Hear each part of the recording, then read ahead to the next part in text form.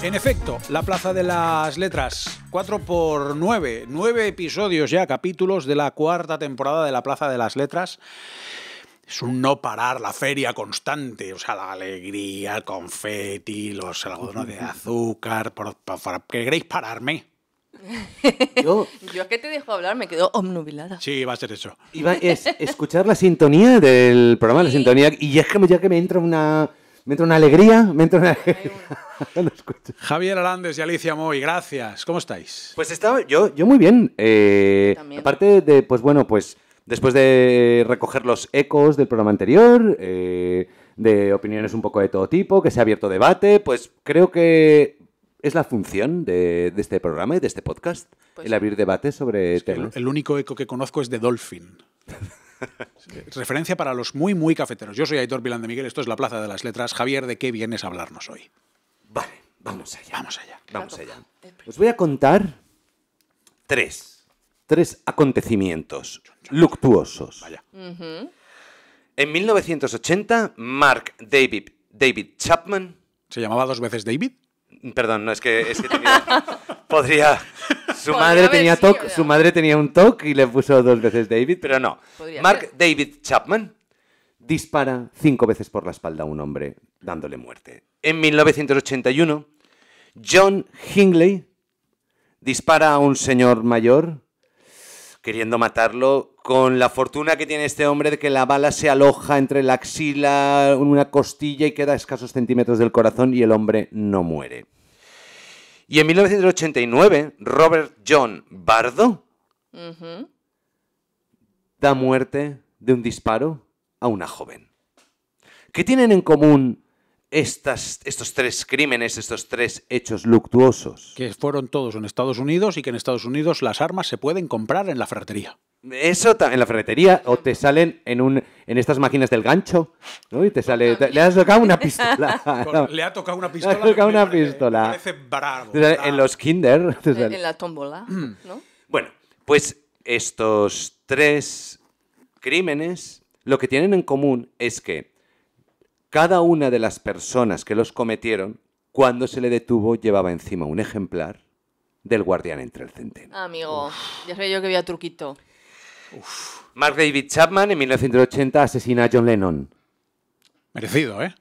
Bueno, a ver, igual no sería yo tan radical. El propio autor del asesinato lo que dice es que John Lennon es un hipócrita. John Lennon en su juventud ha estado en contra del capitalismo, ha cantado contra él y que vive en el edificio Dakota a cuerpo de rey y que se ha hecho un capitalista de libros, lo que dice. Sí, esa es su defensa, pero claro, si fuéramos matando a todos los hipócritas, A ver, ¿sabes? el asesinato no tiene defensa ninguna. No se puede defender a un asesino. Pero en este caso, por favor, sigue. John Hinckley, a quien dispares a Ronald Reagan cuando este es presidente de Estados Unidos. Por lo mismo, por pensar que es un hipócrita. Mientras que Robert John Bardo, a quien dispares a Rebecca Schaffer. Rebecca Schaffer es una joven actriz que está en su casa esperando que le llegue el guión del Padrino 3. Porque va a hacer una prueba para el casting del Padrino para el papel de la hija de Michael Corleone que finalmente haría la propia Sofía Coppola. Pero Rebecca Schaffer está esperando ese guión y cuando llaman a la puerta y ella abre pensando que es un mensajero que le trae ese guión, lo que le trae es un balazo en el pecho que acaba con ella.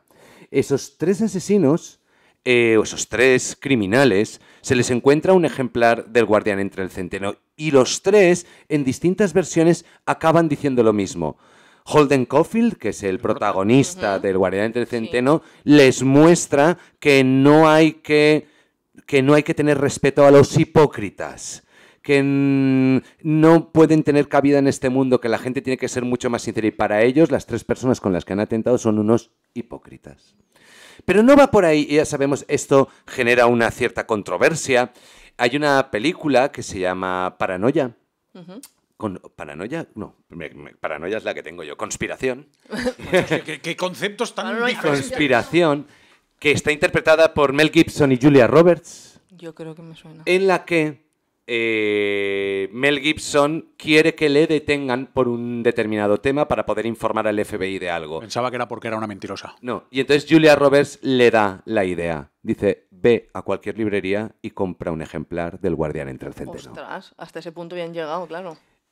Pero a lo que quiero llegar es a cómo se debe sentir un autor cuando su libro es utilizado para estos fines. Como excusa, no para estos fines, sino como excusa. Se toma como excusa Exacto. para estos fines.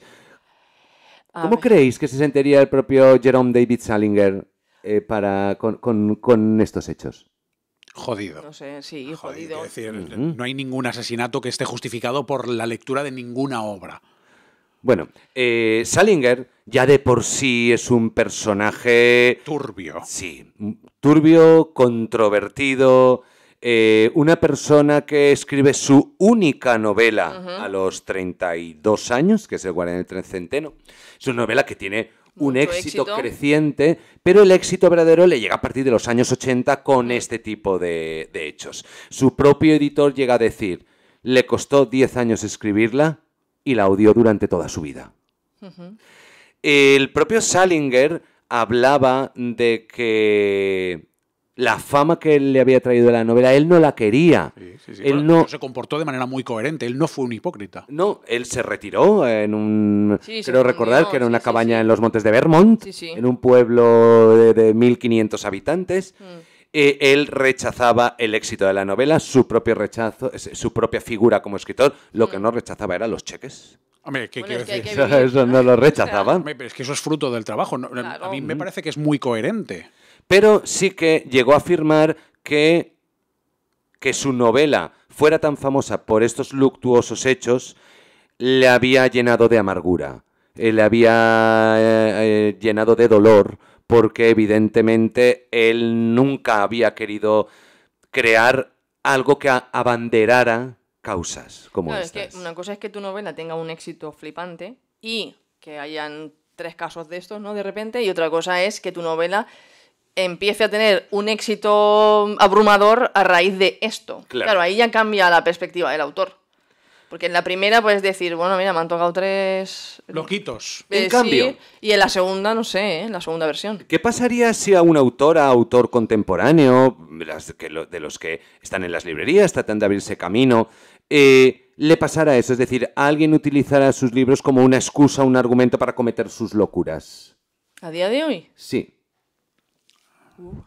Yo es que la referencia más cercana que encuentro es la polémica que hubo con el Código Da Vinci. Porque sin polémica, el libro no es tan bueno. Bueno, es que el libro como libro no es tan bueno.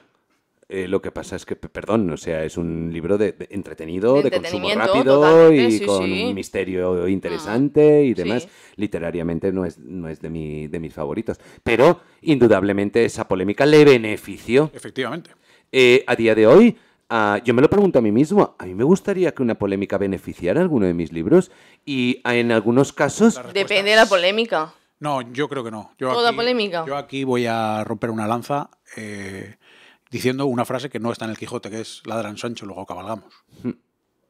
Que no está, que se atribuye al Se Quijote, atribuye al Quijote, sí, pero no está. Pero no está. Pero no está. Claro, como decía Belmonte, ¿no? El torero. Correcto. Mejor que hablen mal que bien. Sí, ¿no? Que toda publicidad es bueno que sea mala, ¿no? Lo típico. Bueno, al final estamos hablando de me va a favorecer en las que te- ventas, mis exacto. cheques van a ser más grandes. Exacto. Pues como yo soy solo responsable de mi literatura, lo que hagan los demás, esto forma parte de yo soy responsable de lo que digo, de lo que hablo, de lo que hago, no de lo que digan, interpreten o hagan los demás. Claro, es que un libro tiene las lecturas de todos los Cada lectores una que de la lean. cada persona, claro. Eso. Pues eso es lo que quería traeros hoy, esa correlación, esa curiosidad que hay en torno al Guardián entre el Centeno, de Salinger. Os hago una pregunta. Dispara. ¿A qué época me voy hacia atrás hoy? Espérate, vamos a ver. En el programa anterior nos hablaste de un libro escrito más o menos en el año 30 antes de Cristo.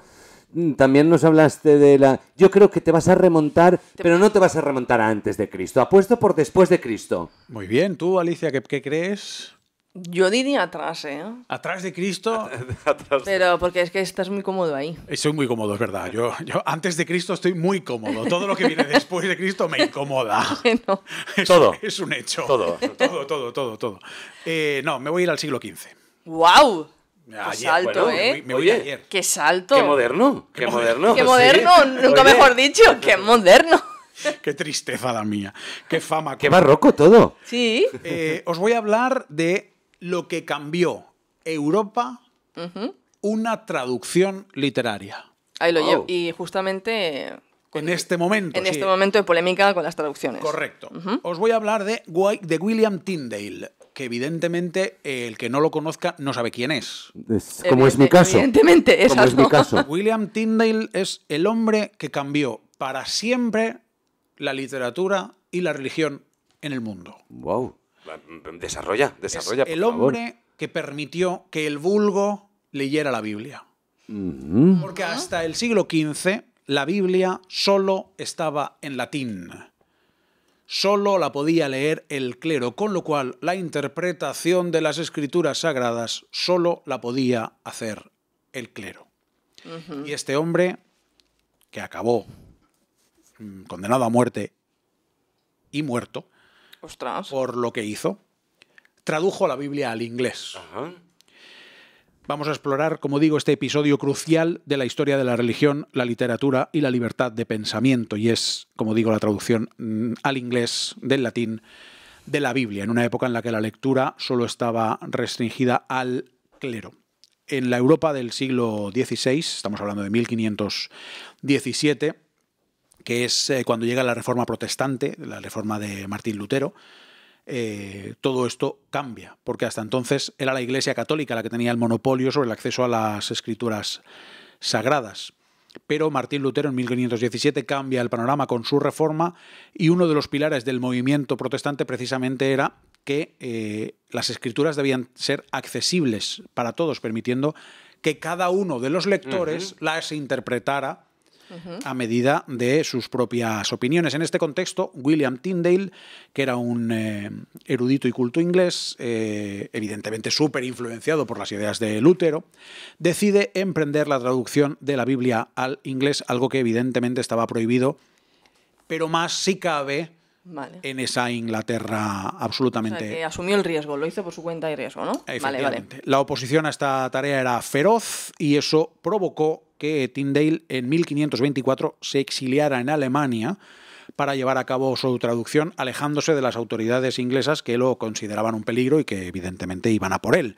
Su trabajo se basó en los textos originales en hebreo y griego, por lo que ni siquiera tradujo del latín. O sea, se basó en la Biblia original. Original, claro.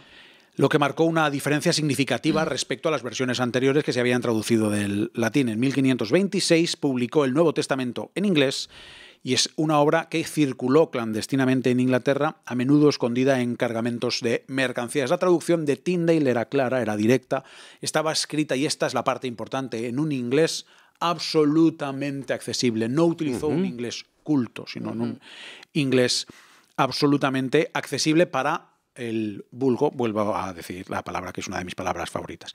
Muchas frases de Tyndale en esa Biblia eran de este estilo: Let there be light, que haya luz. Han perdurado incluso hoy en las Biblias modernas. Sin embargo, el impacto de su obra no pasó desapercibido para las autoridades. La Iglesia Católica en Inglaterra, con el apoyo evidentemente de la monarquía, en este caso estamos hablando del Enrique VIII, persiguió a Tyndale de manera implacable. Bueno, Enrique VIII, otra figura. Este es un fenómeno. Un fenómeno. Pero- Como no me conviene lo que me dicen, voy a cambiar de religión a todo el país. Y ya está. Y ya están. Y escucha, y le funcionó, Sí, bueno, ahí siguen. efectivamente. Ahí siguen. Pues finalmente Enrique VIII y sus ardides consiguieron éxito y capturaron en 1535 a Tyndale, y tras un largo juicio fue condenado por herejía. Un año después fue ejecutado en Bruselas, lo estrangularon y después de cerciorarse que estaba estrangulado, lo quemaron. No vaya a ser que. No vaya a ser que. Claro. no fuera a ser que por lo que fuera Tyndale resucitara. tuviera algo. Las últimas palabras de Tyndale han pasado menos a la historia que las de Galileo, pero encierran el mismo mensaje. Galileo ya sabemos que dijo e pur si mueve, Sí. que es, y sin embargo, se mueve, me podéis quemar a mí, pero la realidad es inmutable. Las últimas palabras de Tyndale, cuando ya se estaba ahogando, fueron: Señor, ábrele los ojos al rey de Inglaterra. Madre mía. Oye, una pregunta, Hitor. Como si yo lo supiera todo. Me ha encantado. Pero de este tema sí. De Bueno, este tema hago sí. lo que puedo, hago lo que puedo. Esa traducción de Tyndale, que además, como comentas, estaba escrita en un inglés completamente accesible de la época. Sí, sí, claro. ¿Llega a manos del pueblo de algún modo o Sí, se circuló. circuló? Sí, Como una especie de Es mercado que negro. Sí. es curioso porque hablabas de Lutero, Alemania, etcétera. Creo que esa traducción de Tyndale, has hablado que era alrededor del 1500... 17, 21, por ahí. Fíjate, y la Biblia de Gutenberg es 1454, 1400, es decir, estamos hablando de 70 años después de la Biblia de Gutenberg. Y me preguntaba si esa Biblia de Tyndale llegó a ser distribuida gracias a ejemplares de imprenta. Pues no te lo sabría decir, la verdad. No he investigado hasta tal Pero nivel. podría... Pero parece ser que no, porque todo era muy clandestino. Claro, sí, y- al ser- vale, vale. pistas, o sea, Claro. al final Si era clandestino Claro. y estaba como muy escondido, no creo que se metieran en el ajo también. Claro. era muy, muy clandestino. La muerte de Tyndale, sin embargo, no marcó el final de su impacto. Poco después de su ejecución, el panorama religioso en Inglaterra comenzó a cambiar. Por lo que tú decías, precisamente, Sí. porque Enrique VIII, que era un veleta, dijo, pues Vamos a dar la vuelta. ahora me voy a enfadar con la Iglesia Católica. Ahora me quiero divorciar. Ahora Me quiero divorciar de la española para casarme con la austriaca. Correcto, que me pone más. Me pone más. Y encima tiene una hermana que igual también le echo ficha. Pues ya lo has contado tú. Que fue así, es Y ya que fue está. así. O sea, Resumen. Es que fue así. No se reconoció nunca públicamente, pero gran parte de la versión conocida como la Biblia del Gran Rey finalmente fue la que Enrique VIII permitió publicar y estaba basada casi en un 80% en la traducción de Tyndale. Además, su obra no solo transformó la religión en Inglaterra, sino que además también tuvo un profundo impacto en la literatura, el lenguaje y en la cultura inglesa, y el legado de este hombre se extiende más allá de la Biblia. Su dedicación a la Iglesia, a la idea, de que todo el mundo tiene derecho a acceder a cuantas más obras mejor, ha provocado, lo primero, un cambio político social en Inglaterra, y lo segundo, un conocimiento aún mayor en el propio desarrollo de la lengua inglesa. claro. Y quizá ahí está la mayor victoria de Tyndale. Pues sí, Qué interesante. me ha parecido muy interesante. Y ya. ¿Y Alicia? Sí, Después yo... de esta clase magistral de traducciones, Biblias y historia inglesa. Pues yo me voy a lo cotidiano. Os vengo a hablar del poder de lo cotidiano en la literatura. Como El sabéis, poder de lo cotidiano en en la la literatura. literatura. Vale. Como sabéis, siempre me gusta empezar por una frase, esta vez es de Gabriel García Márquez, que dijo: ninguna aventura de la imaginación tiene más valor literario que el más insignificante episodio de la vida cotidiana. Pregunta que os hago. ¿Preferís novelas? Bueno, yo creo que sé vuestras respuestas, pero se las lanzo a los oyentes. Venga. ¿Preferís novelas que nos sumerjan en grandes epopeyas y escenarios extravagantes o pequeñas historias sencillas que en su simplicidad encierren la profunda complejidad del ser humano? Pero si es lo mismo. Es que... Pero si es lo mismo. De lo chiquito vas a lo grande. Claro. ¿O no? Hombre, pero siempre. Siempre. Yo he de reconocer que yo prefiero que haya una épica en lo que leo, porque la no épica la tengo todos los días en mi vida. Yo ya no sé, o sea, en fin, bueno, no voy a poner ejemplos en concreto. Exacto. Pero Es que de repente te imaginaba haciendo pan a las 4 de la mañana para dar de comer a tus hijos. Tampoco claro. vendas tu vida, ¿sí? no para dar de comer a mis hijos, no, pero para recogerlos de una discoteca sí. Muy bien, como debe ser. Eso es épico. Eso es muy épico. Sí, eso es muy épico. Eso es épico. No, entonces yo prefiero una historia que sea épica, que luego sé que va a bajar a lo micro, pero prefiero que el planteamiento sea un planteamiento macro. Vale. Bueno, pues voy a continuar. Por favor. Y llegaremos al final. Venga. Bueno, el poder de lo cotidiano está arrasando.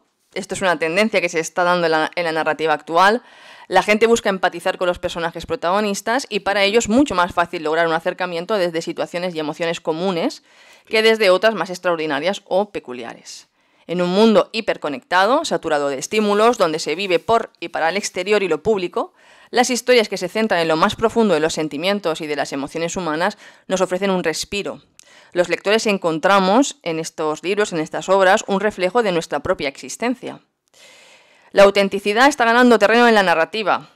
Estemos de acuerdo o no, la realidad es que ahora mismo hay un interés creciente por novelas costumbristas, intimistas o, esto le va a encantar a Aitor, de autoficción, que nos acercan, Me pego un tiro en la boca. estemos de acuerdo o no, que nos acercan a la realidad del día a día y a los sentimientos que esa vida cotidiana nos provoca.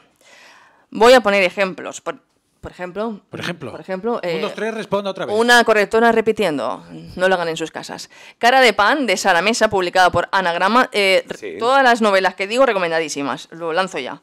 Es un simple encuentro en un banco del parque entre un viejo que da de comer a las palomas y una adolescente que ha hecho pellas en el instituto.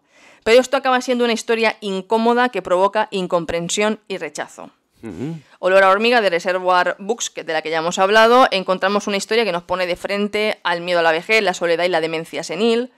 El mejor del mundo, de Chantayon, publicada por Anagrama, una historia que mezcla ironía, fantasía, que nos muestra la experiencia de la extrañeza que todos hemos sentido tras un periodo de ausencia.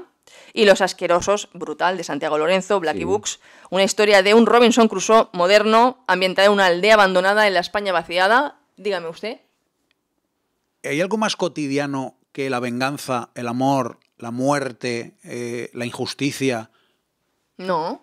Pues es que eso ya Pero está es que estas escrito todo. historias hablan también de eso. Pero es que al final... Es que nos vamos a lo cotidiano, a lo palpable, a la vida de ahora, ¿sabes? Exacto, es Bueno, la vida de ahora. Al me siento empático, o sea, sí, pues a lo mejor vosotros os gusta otro tipo de historias, pero ahora la gente se siente identificada. Por ejemplo, ha habido una ola de novelas de maternidad, pues porque es un tema que está de moda y la gente, hay mucha gente que se siente identificada, se ha Pero desmitificado fíjate que el romanticismo los materno. libros que has comentado tú, a mí Los asquerosos me parece maravilloso, Me encantó. maravilloso. Un librazo. Y no me Me parece encantó. y no me parece centrado en un tema, me parece como llevar al extremo cualquier cosa que podamos sentir. Quiero desaparecer de la sociedad, quiero ser anónimo. Y entonces lo lleva, entonces no me parece Pero- tan diario, cotidiano. Pero tú te puedes sentir mucho más identificado con el protagonista de Los asquerosos que con pues tener que salir de Troya, ¿sabes? Pero es que ¿A lo que al me final, refiero? pero es que al final es lo mismo. Pero es una aventura, ¿eh? O sea, es una aventura. Es ir hacia lo desconocido. Fíjate que has hablado de Juan Tallón, obra maestra. Obra Es una maestra. aventura, o sea, es una grandísima aventura. Y entonces, Y Rewind, Rewind, muy bien. maravilla, también es de lo cotidiano, es una explosión, bueno, no voy a hacer spoiler de Chantallón, pero recomendadísima también. Como veis, yo aquí estoy en minoría, espero que mis oyentes den su opinión. Seguimos. Todas estas historias utilizan elementos comunes y situaciones ordinarias como motor de la trama, haciendo que a los lectores les sea más fácil empatizar con los personajes y compartir sus emociones. Esto es un poco lo que hablábamos antes, ¿no? Estas son historias en las que nos importa más cómo nos la cuentan que lo que nos están contando. Que eso es un arma de doble filo también, ¿eh? Si tengo una trama que no es muy potente, tengo que saber contarla muy bien. Claro. Entonces, estamos ante una nueva generación de héroes protagonistas. Antes nos encontrábamos con individuos excepcionales que debían llevar a cabo misiones extraordinarias, pero hoy en día la protagonista puede ser una mujer de Corea del Sur que intenta asimilar que su hija es lesbiana. Sobre mi hija, de Kim Hyun-jung, publicada por Las Afueras, ha tenido muchísimo éxito y es una novela preciosa. O la historia de un adolescente que odia a su madre y tiene que pasar todo el verano con ella, el verano en que mi madre tuvo los ojos verdes, de Tatiana Tibuliak, Qué maravilla de libro. publicada por Impedimenta. Pero, Maravilloso. Pero qué diferencia... Es que quiero entenderte, ¿eh? Estoy haciendo esfuerzo de polla vieja Sí. por entenderte. Sí, ¿Qué diferencia hay entre la madre de mi madre tiene los ojos verdes sí. y Edmond Dantes? El contexto.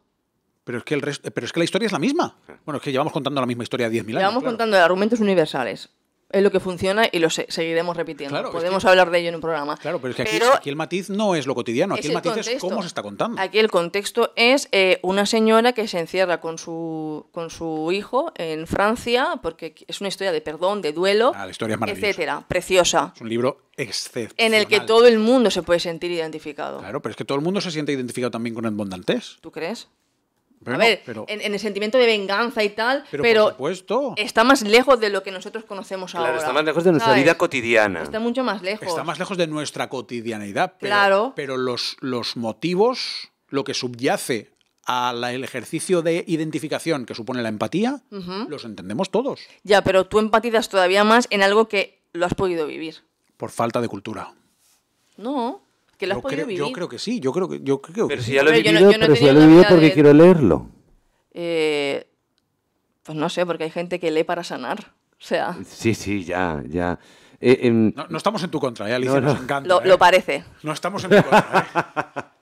Por favor, dejar comentarios. Yo es que, claro, cojo una novela, miro por detrás y Pepe llega a casa de sus abuelos, donde siente el desapego a la vida y la hace... Y digo, madre mía. Pues a mí me encantan esas historias. Claro, sí, pero por eso hay yo historias las para cada disfruto, uno. y a mí Es me que yo ya he encantaría- vivido eso con mis abuelos. Pero a mí personalmente me encantaría escribir una historia, la historia de mi abuela y despedirme de ella de ese modo, por ejemplo. Pero también te gusta la Eneida.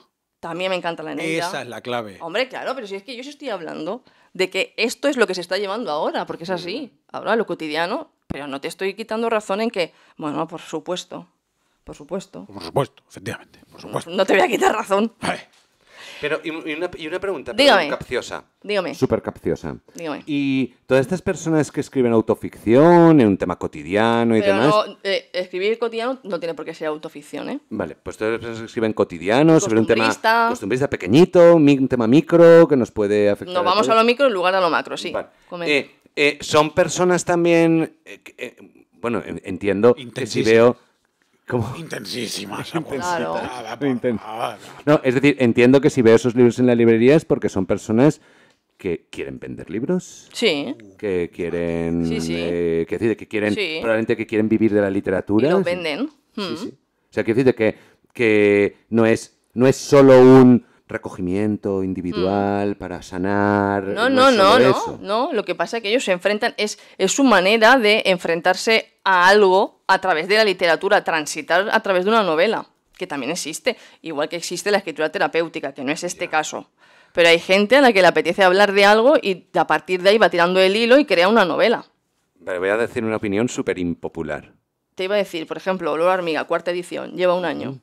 Voy a dar una opinión súper impopular. En nuestro anterior programa, Hitor, tú dijiste que la gente que escribía poesía sin rimar era por vagancia. Sí. Vale. Entre otras muchas lindezas. Yo creo que escribir una novela sobre algo que me ha pasado es súper fácil. Pero no, es que estamos Contar confundiendo. algo que me ha pasado es súper fácil. Estamos confundiendo. En cualquiera de los casos, y ahora voy a romper una lanza antes de que Alicia acabe, escribir una novela sobre algo que nos ha pasado o sobre algo que nos hemos inventado bien es muy difícil. Es muy difícil, Ujú, efectivamente. exactamente, efectivamente. exactamente. Porque mala Eso estamos de literatura acuerdo. lleva habiendo Eso toda la estamos de vida. acuerdo. Por eso, Y hay grandes epopeyas que son un... truñaco. Vale, Es correcto. me he quedado Sandokan, pensando. una de ellas, por cierto. Entonces, en fin. Yo soy muy amante de Emilio Salgari. No tenía duda ninguna. Piratas, barcos, o sea, quiero decir.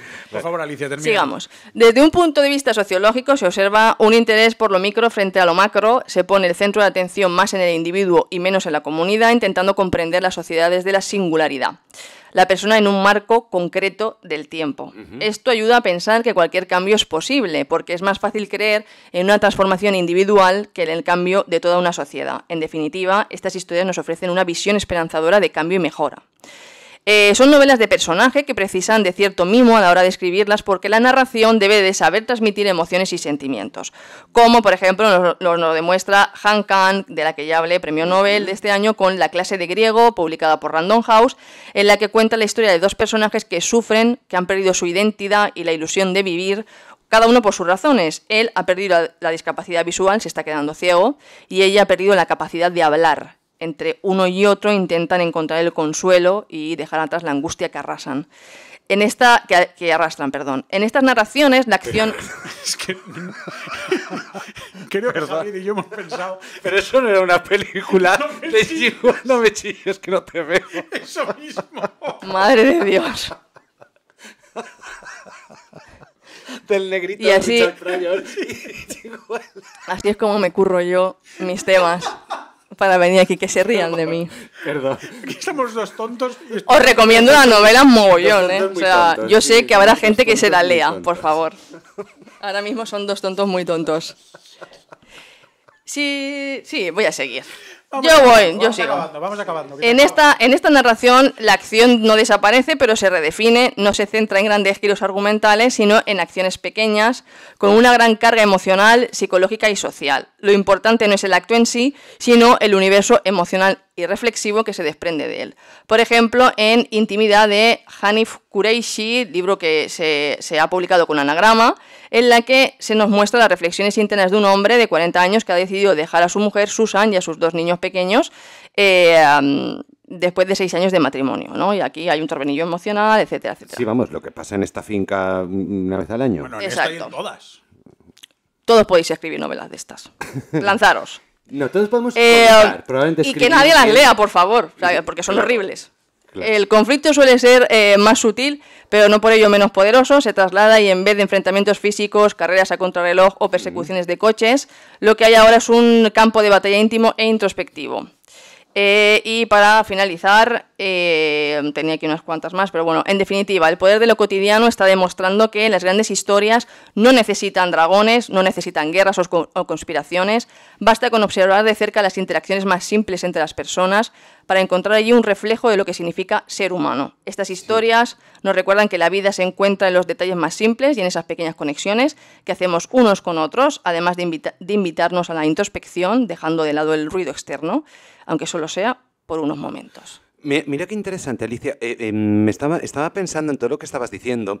El otro día vi una peli que se llama Real Pain, un dolor real, en la que 2 primos, aproximadamente 30-35 años, que viven en Estados Unidos, son judíos, viajan a Polonia a visitar la que fue la casa de su abuela. Su abuela emigró después de pasar por los campos de concentración. Entonces es un viaje como de autodescubrimiento, ¿no? Es decir, es una aventura pequeñita, pero Sí. hay un autodescubrimiento ahí. Y entonces es algo como que se sale del contexto diario, no todos los días vas a Polonia a ver la casa de tu abuela.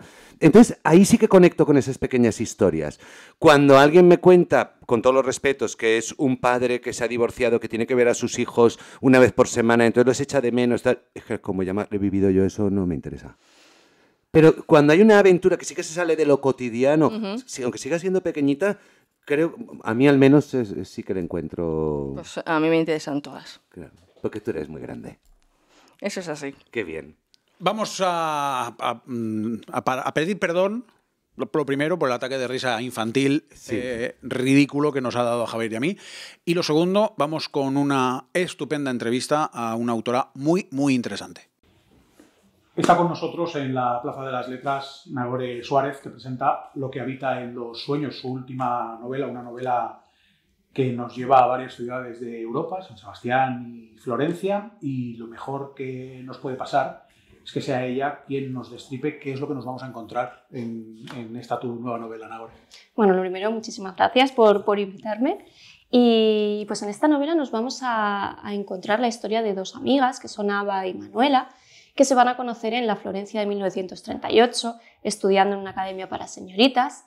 Y bueno, entre ellas va a surgir una gran amistad, hasta que un buen día Ava desaparezca.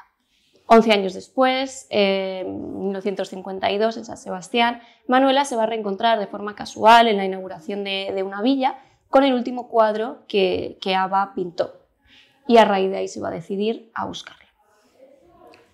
Todo lo que has escrito tiene ese halo de misterio, como de thriller un poquito, pero desde el misterio.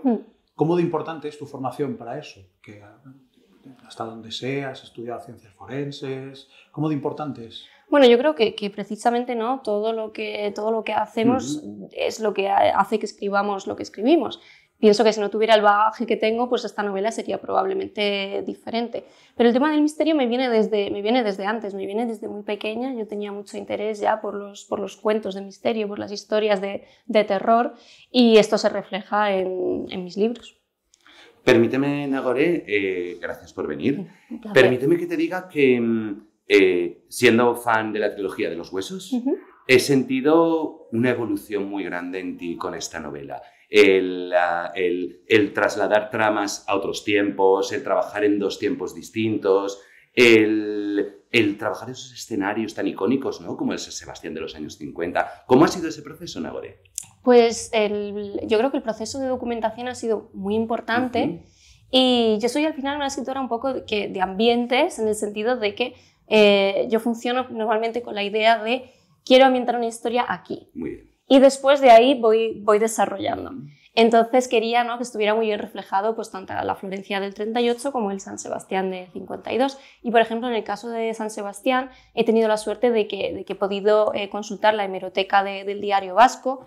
Y entonces yo podía ir leyendo, en internet además, podía ir leyendo el periódico de cada día en el que se ambientaba mi novela. Y podía leer el clima, o sea, el tiempo, la columna de Sociedad.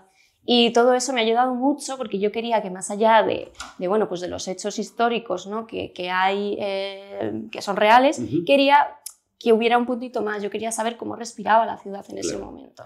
Una ciudad como muy icónica en esos tiempos, ¿no? Esa ciudad de veraneo de las clases pudientes, ¿no? Bueno, Santander, San Sebastián, Biarritz, una época apasionante y una ciudad muy icónica. La verdad que sí, eso fue también lo que me llamó la atención mucho para ambientar ahí la novela, aunque nos encontramos ya en el 52, que estamos en pleno franquismo y también hay ya muchas influencias de Estados Unidos, pero San Sebastián venía siendo el lugar de veraneo de toda la élite europea desde finales del siglo XIX ya, y seguía siéndolo, con diferencias evidentemente. Y me gustaba, ¿no?, que tenías la posibilidad de encontrarte de repente con un príncipe extranjero y un extraperlista, ¿no? Claro. Me gustaba poder mezclar esos personajes tan diferentes. Qué bien. Yo te quiero preguntar, Nagore, evidentemente las escritoras estáis de moda por razones obvias, estáis haciendo una producción no solamente prolífica, sino además de una calidad literaria notable, pero ¿eso te influye a la hora de escribir sabiendo que la competencia es femenina y que las lectoras son femeninas? No, lo cierto es que no, o sea, yo estoy encantada, ¿no?, de que la competencia, entre comillas, porque al final, bueno, sean escritoras cada vez más, pues maravilloso, ¿no? Y yo intento siempre que escribo, lo único que pienso es en escribir algo que a mí me gustaría leer. Si empiezo a pensar ya en factores externos relacionados con a qué público lo estoy dirigiendo, qué va a ocurrir cuando lo publique, cómo se va a ver esto, cómo se va a reflejar esta historia en marketing o tal.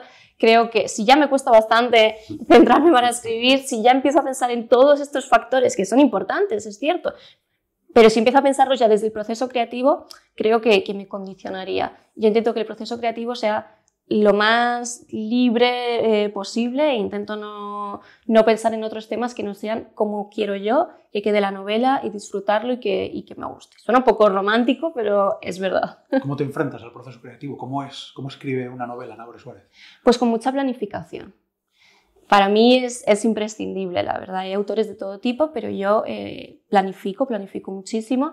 Entonces yo empiezo teniendo pequeñas ideas que después, con mucho trabajo, van teniendo un sentido. Y bueno, y me gusta escaletar antes de empezar a escribir, me gusta definir los personajes, documentarme mucho y cuando lo tengo todo claro, comienzo a escribir. Siempre pueden cambiar cosas porque siempre hay cosas que de repente por el camino no te das cuenta y haces pequeños cambios. Pero yo personalmente creo que la parte del trabajo que más me cuesta es el previo a escribir. Nagore, esto es una opinión personal, por favor, corrígeme si estoy equivocado. Pero en tu nueva novela, más allá de todo ese misterio que trasluce toda tu obra, yo al menos sí que he detectado como pinceladas de terror gótico, de terror psicológico, incluso esa aventura de Manuela me recordaba mucho, no sé si la habrás visto, es una película de hace mucho tiempo, a Frenético de Roman Polanski, donde Harrison Ford parece que no sabe qué es real lo que ha vivido o lo que no. ¿Estoy equivocado? Sí. No estás equivocado. Me gusta la referencia de Frenético, no lo hubiera pensado nunca, la verdad. Pues sí, de hecho la novela iba a tener probablemente desde el principio, yo tenía una ambientación como mucho más gótica, pensada y demás. Es cierto que luego se diluyó quizá con otras cosas, pero creo que sí que hay estas pinceladas. de ese ambiente gótico, con esta casa, por ejemplo, con Villa Ayur, que es una villa, ¿no?, que vertebra toda la historia, con estas fiestas. Y bueno, de terror psicológico quizá un poco menos, pero sí que me ha gustado jugar, ¿no?, con esa línea entre lo que es real y lo que no. Sí. Y este cambio, perdón, esta evolución tuya desde la trilogía de los huesos aquí, ¿es algo que tenías planificado? ¿Es algo que quieres que sea una constante a lo largo de tu carrera literaria? ¿El poder tocar distintas épocas? ¿Cómo lo enfocas? Yo, de momento, me he sentido muy cómoda escribiendo esta novela. Creo que quizá, aunque estoy muy satisfecha con la trilogía de los huesos, quizá este era el punto al que necesitaba llegar. En plan, necesitaba encontrar, ¿no?, cuál era exactamente mi sitio en el mundo literario. Y creo que de momento, porque luego a saber de aquí a 5 años que me pongo a escribir, pero de momento estoy muy satisfecha con el trabajo que he hecho aquí y me gustaría seguir explorando, ¿no?, esta línea de, pues, misterio histórico, llamémoslo. Sí, es cierto.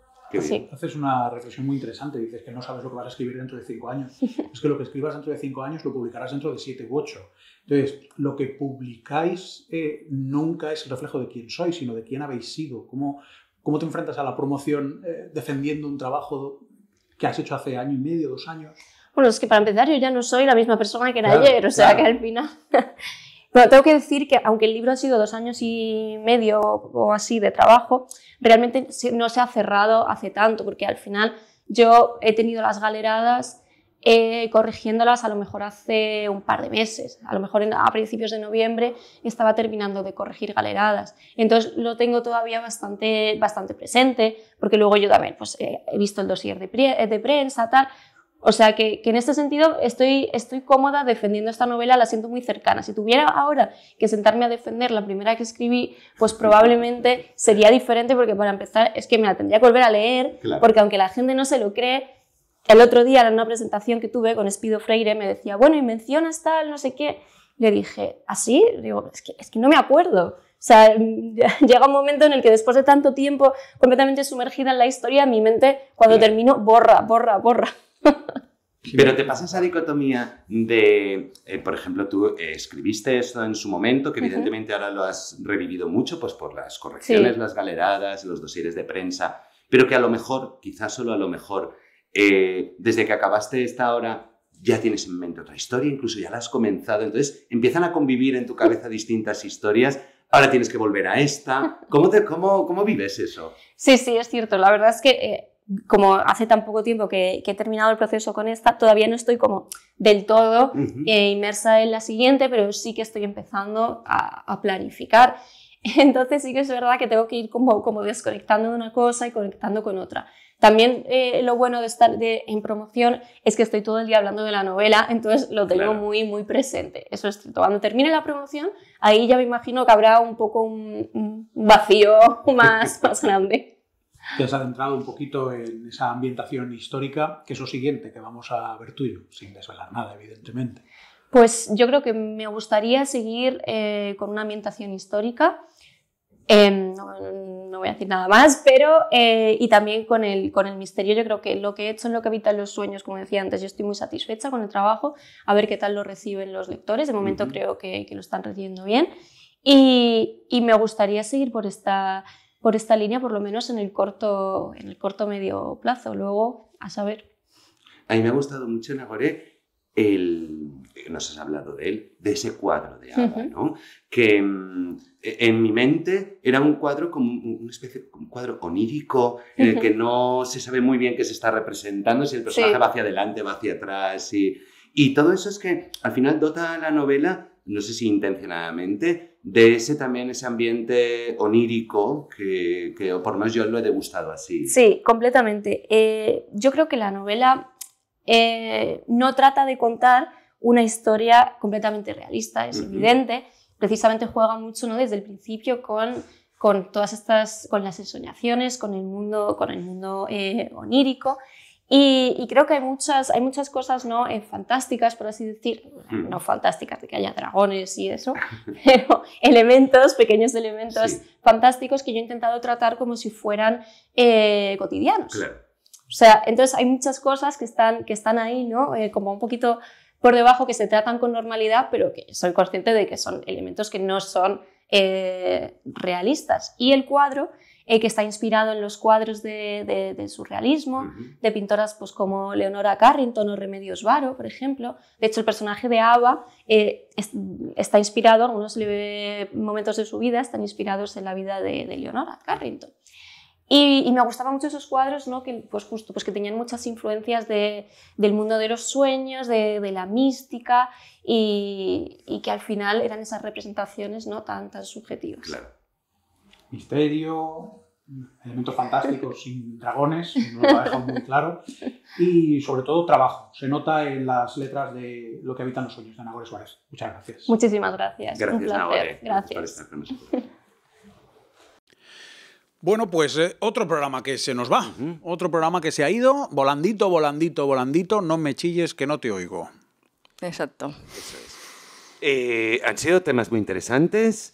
Sí. Alicia, estás trayendo como una salsa aquí al podcast que está viniendo muy bien. Espero que sí.